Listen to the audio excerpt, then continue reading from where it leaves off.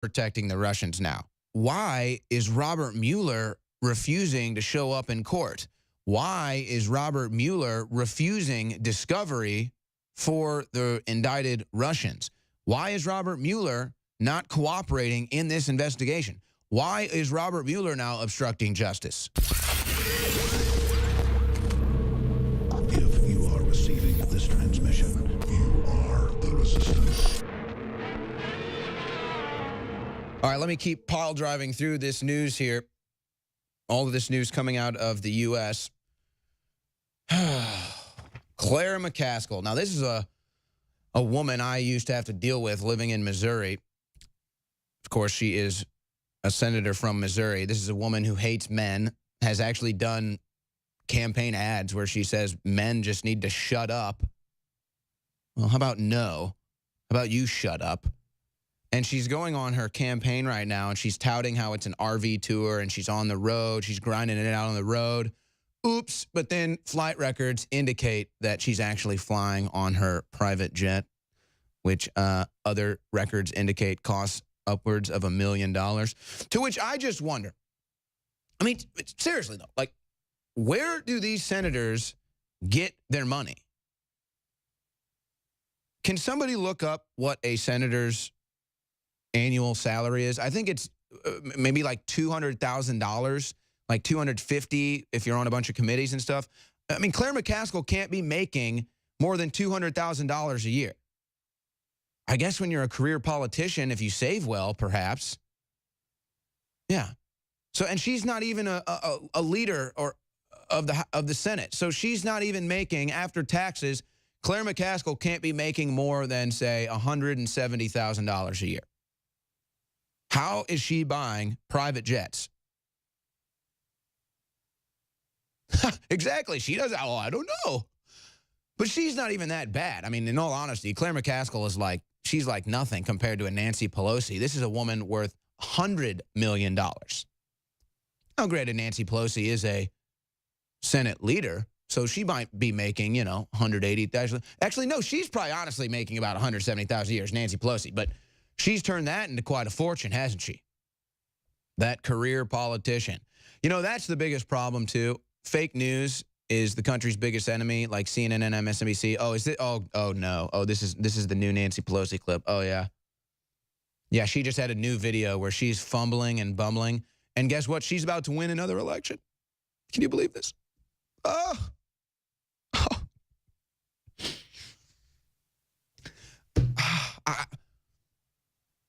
It honestly is the biggest gut blow to me to think that people like Elizabeth Warren and Nancy Pelosi and Maxine Waters could actually win an election.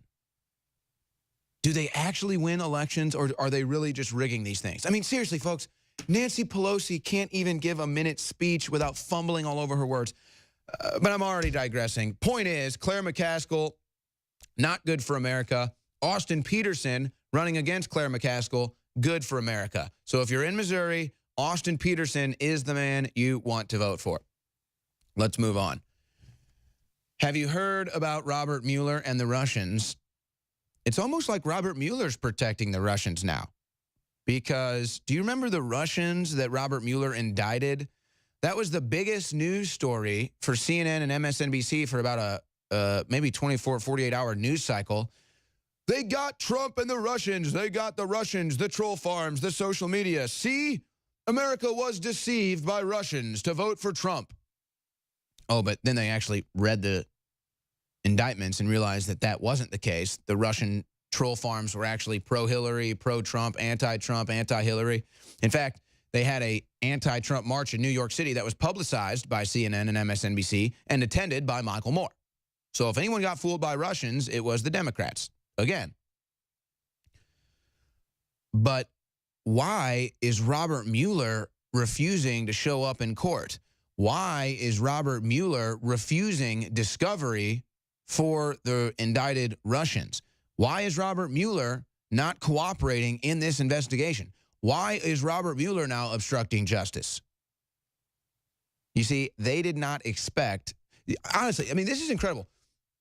The average Russian has more of a backbone and a spine somehow than even Robert Mueller.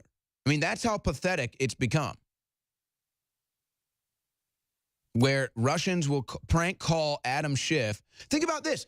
You literally have Adam Schiff who goes on Twitter, goes on television, goes on the floor of the House and says, we have a president that's trying to that wanted to get information on an opposing candidate from Russians. This is the worst atrocity ever. This is bad. And then a fake Russian or a real Russian prank calls Adam Schiff and says, hi, I'm a Russian. I have dirt on Trump. And Adam Schiff falls head over heels for it. So Adam Schiff, just like any other Democrat, would willingly take anything they could get from a Russian that could hurt Trump.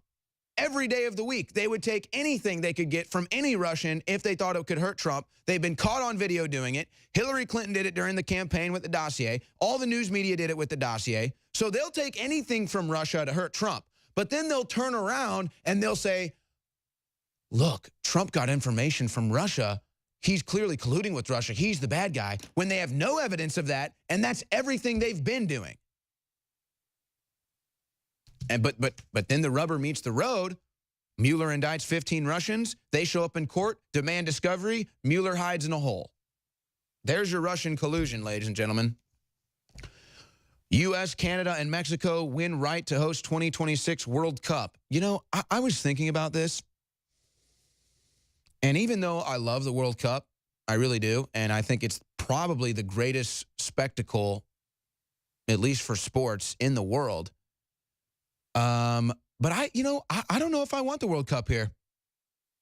Because I guarantee you the taxpayers are going to get fleeced for hundreds of millions of dollars to build some new facilities that'll maybe not get used nearly as much as they should after the World Cup.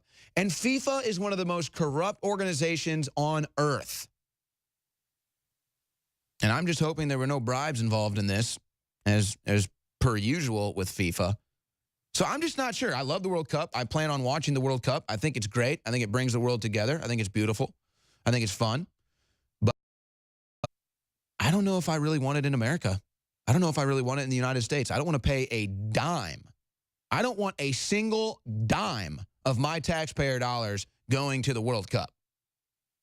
And I would imagine that most people would agree with me. And FIFA is about as dirty as the day is long, ladies and gentlemen. Just look into Sepp Blatter's history. I mean, this guy takes bribes. They sell the World Cup. I mean, the whole thing is just, it's just embarrassing. This is big news. AT&T wins. Judge clears $85 billion bid for Time Warner with no conditions. Now, what's the big deal here? Okay. Now you have to consider AT&T getting Time Warner. This is a huge merger. This now gives AT&T not quite a monopoly on television, but certainly in the short term, a lot more power. And you wonder if your television bill is about to go up, or will the new options for TV via the internet and elsewhere, like Phonoscope, will they kind of keep this huge new merger of AT&T taking major control over television now, keep them honest with their TV prices? Because there was nothing coming in from the government here to restrict them from gouging customers or anything like that.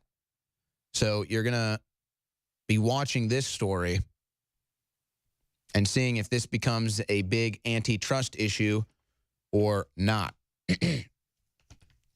Radical plan to split California into 3 states earns spot on November ballot. Wow. You know, I've had a couple guests on. Actually, I guess they would have been on the War Room with me. I didn't believe that this would actually happen. I thought that this was, fun to talk about. You kind of want it to happen, and then you have kind of an experiment in California to say, all right, here's socialist California. It'll end up being the dregs of America. And then here's not socialist California, and it'll end up being a sprawling, metropolis of growth and prosperity. But I never thought it would really reach that point. Now it's actually on the ballot. You've got studies with 67% of people in California want to leave. But if this actually happens, here's what's going to happen. Northern California is going to prosper. Southern California is kind of going to be, I think, more of an experimental thing in between both areas. And then New California will be the liberal, socialist, communist haven. Well, they'll give you money. You'll get free food. You'll get all the benefits. And then within 2 years, it'll totally collapse in on itself and be begging for the other 2 states of California to save it. Begging the federal government to save it. Even though they didn't even force their state to pay federal taxes because their state income tax was so high. So California has been destroyed by Democrats. Now Americans are trying to salvage it by forcing them all into one little population-dense area and then fleeing to the rest of the state. You know, someone very profoundly once said many years ago that if fascism ever comes to America, it'll come in the name of liberalism. Gonna hit me? Go ahead. Go ahead. Go ahead. If you are receiving this